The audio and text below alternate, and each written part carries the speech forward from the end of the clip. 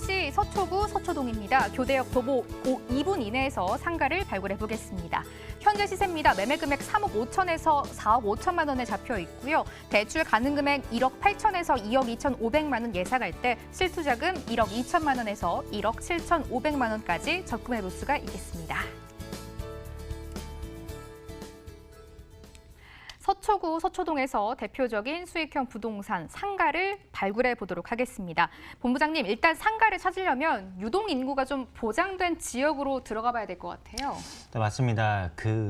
우리 이제 서울 안에서 보게 되면은 참 교통이 좋은 곳에는 유동 인구가 많기 마련이고, 그리고 그에 따라서 어떠한 이제 상업이 잘 발달이 되어 있죠. 상업이 발달이 되면서 하나의 상권으로 이렇게 이제 형성이 되는데, 이번에 이제 만나볼 곳은 바로 이제 교대역 바로 서초동입니다. 이곳 같은 경우에는 2호선, 3호선 이 두 개 노선을 이용을 하실 수가 있겠고, 그리고 또한 이제 버스 노선편을 보게 되면은 광역버스가 굉장히 많이 다닙니다.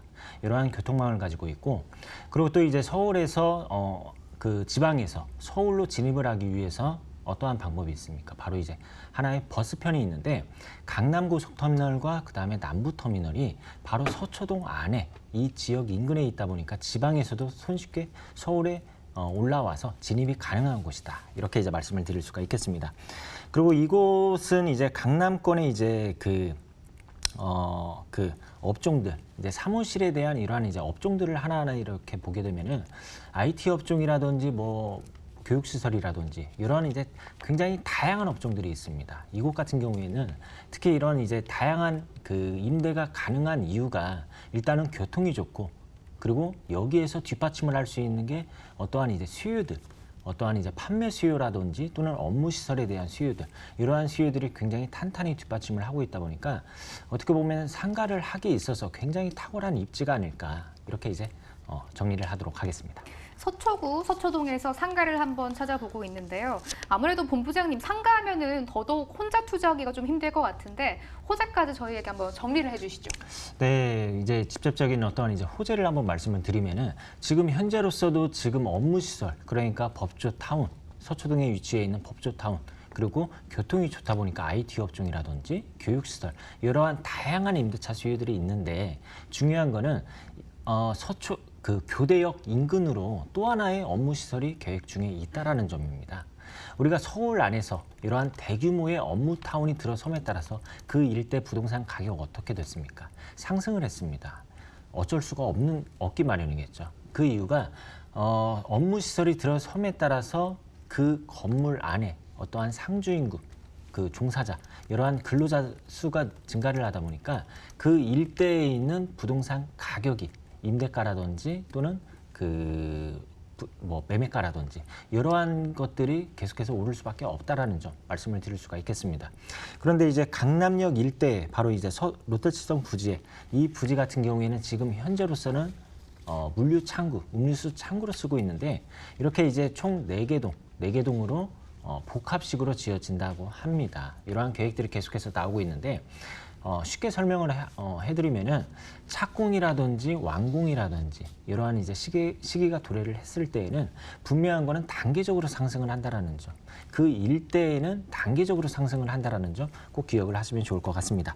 그리고 이제 서울 안에서 업무 타운이라기보다는 업무 시설이 들어설 수 있는 자리가 있습니다.